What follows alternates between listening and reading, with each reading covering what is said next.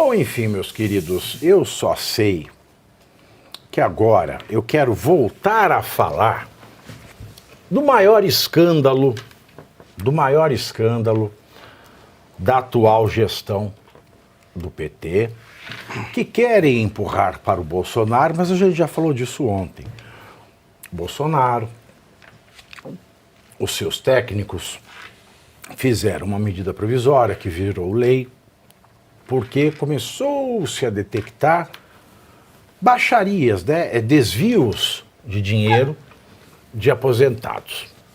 Mas aí o Congresso brasileiro, esta merda desse Congresso que nós temos, revogou essa lei em 2022 e em 2023 abriram a porteira da corrupção.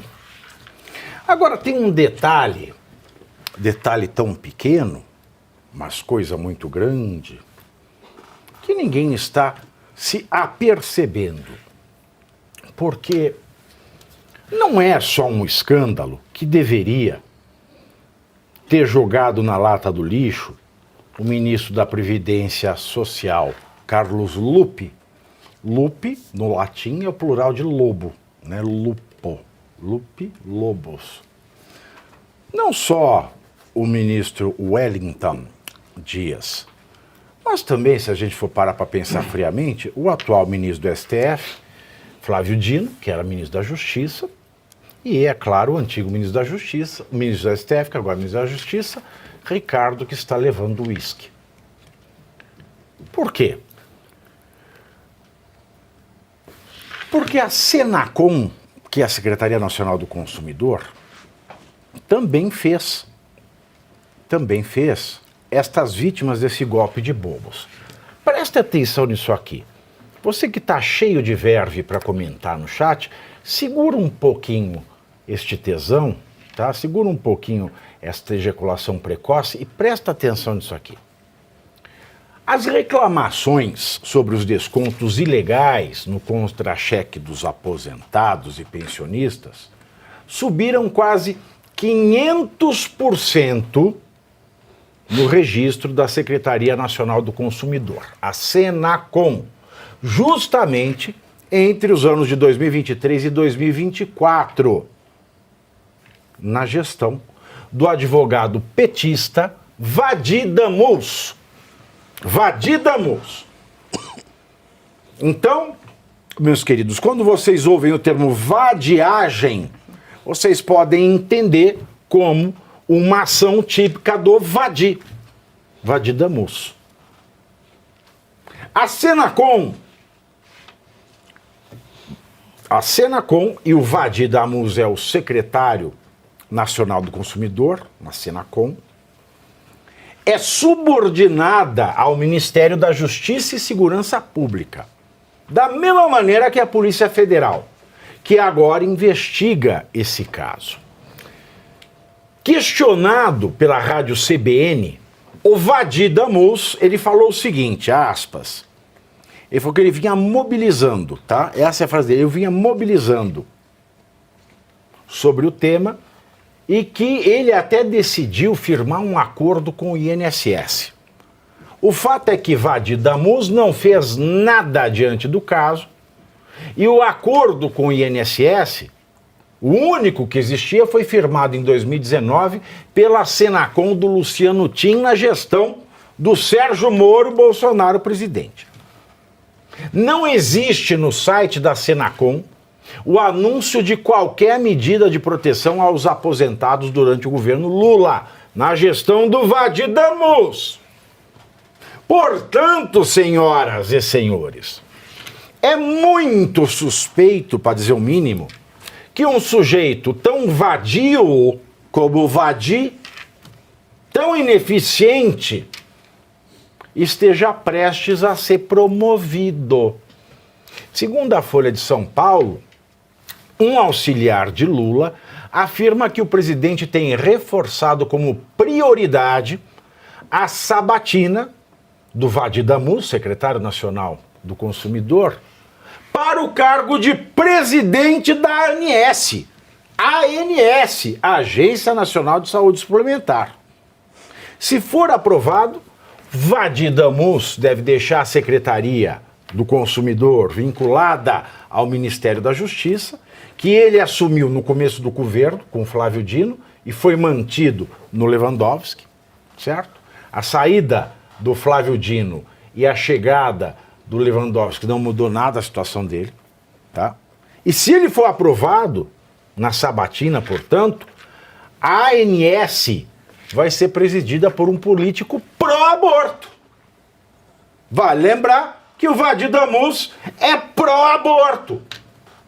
Super pró-aborto. E além de ser pró-aborto, ele beneficiou, suspendendo os processos na Senacom, até que ele assumisse a ANS, porque a Senacom, a Secretaria do Consumidor, recebeu um processo administrativo gigantesco, falando de plano de saúde, que colocaram no saleiro entupido dos beneficiários, fazendo rescisão unilateral do contrato em desacordo com a lei brasileira. Aí ele, secretário do Consumidor na Senacom, falou: as normas são da ANS, então suspendo para a ANS analisar. E ele vai ser o presidente da ANS. E ele fez essa suspensão porque ele é muito amigo de amigos do Lula, como dono da Qualicorp. Aquele que sorteia carros para ministros, sabe? Sabe, lembra dos carros para os ministros? Sorteia carro zero para os ministros do STJ, etc e tal. Esse é o Vadir Damus. Petista do Rio de Janeiro, pró-aborto, que sabia o que estava acontecendo no INSS, não fez nada, era subordinado do Flávio Dino. Não fez nada. Depois virou subordinado do Lewandowski. Não fez nada, mesmo tendo um aumento de 500% nas reclamações. E agora vai ser promovido a presidente da ANS. Então o Flávio Dino, o senhor moralzinha do STF, que chamou Sóstenes Cavalcante na chincha, as emendas parlamentares, e o aposentado, saleiro entupido no aposentado. E agora... Aí depois o Lewandowski. O Lewandowski tem essa. De acordo com o portal Metrópolis, 4 meses antes de ser alvo da Polícia Federal no escândalo do INSS, o Centro de Estudos dos Benefícios dos Aposentados e Pensionistas, o CEBAP, contratou 3 escritórios de advocacia, incluindo o escritório do advogado Henrique Lewandowski, filho do Lewandowski, ministro da Justikovski, para atuar na Defesovski, né, dos seus interesses nos órgãos federais. O contrato, firmado em dezembro de 2024, previa honorários mensais de R$200 mil, dos quais R$50 mil eram destinados a Henrique Lewandowski em pessoa.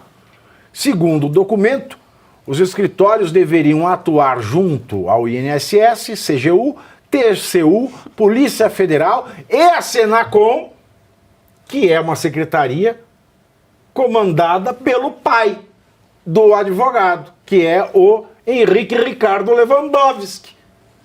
O CEBAP é uma das entidades suspeitas de faturar com os descontos indevidos. A receita em junho de 2023 era de R$388 mil.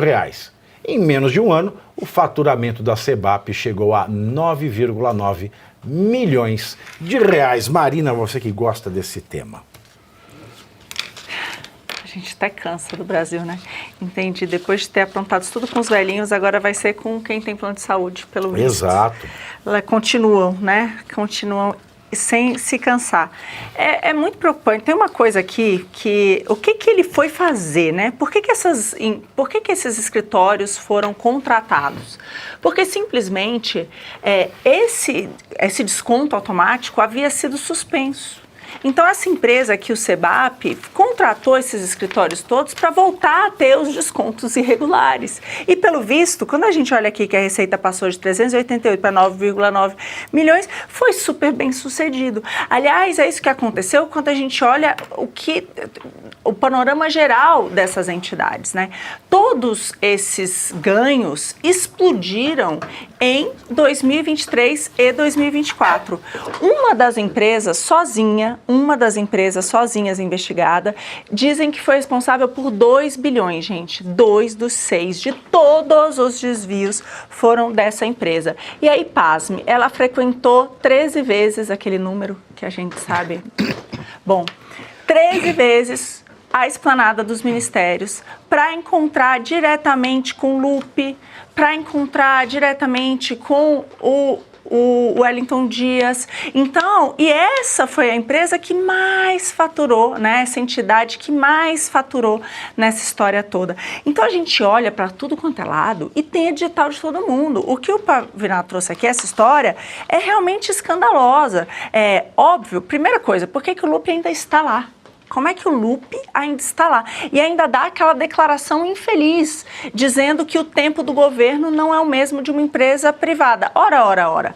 Por que durante o governo Bolsonaro, quando de fato Luciano Tim estava no comando, né, aqui dessa secretaria, que agora está com o Vadi, durante a gestão do Sérgio Moro, por que eles editaram aquela medida provisória? E aquilo ali estancou a sangria. Quando a gente olha os descontos, eles são totalmente a mesma coisa, ano após ano, e já vinha desde 16.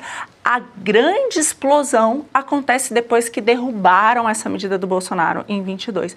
Então, aqui fica claro, e por que derrubaram? Por conta da pressão dos sindicatos, por conta da pressão dos petistas. E aí eles estão infiltrados em tudo, seus nomes estão em todos os cargos de gestão.